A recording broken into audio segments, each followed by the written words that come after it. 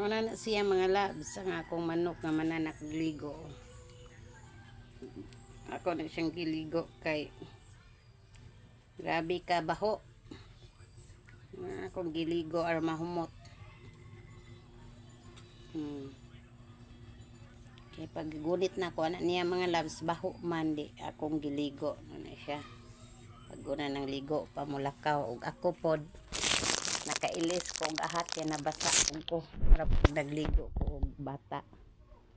Ni atong for para naglista. Hinlo na lang pag ko sa kong naw kay